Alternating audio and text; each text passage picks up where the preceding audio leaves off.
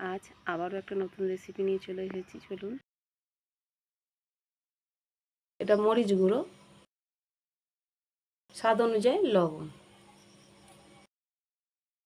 চামচ, ভালো করে হাত দিয়ে সব কিছু মাখিয়ে নেব। এইভাবে রেখে দেবো 10 মিনিট। আটা 4 চামচ আটা নিন। কর্নফ্লাওয়ার ভর্তি ভর্তি করে 2 চামচ।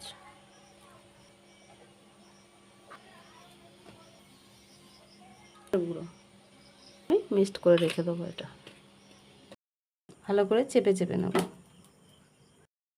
এটাকে একটু ভালো করে এরকম করে করে ঝেড়ে নেব। চেপে চেপে নিতে হবে। হ্যাঁ, দারুণভাবে লেয়ারটা পড়বে। তেলের উপরে দিয়ে দেবো। আমি উল্টিয়ে পাল্টিয়ে ভেজে নেব। কত সুন্দর বাড়িতেই চিকেন পপকর্ন হয়ে গেছে।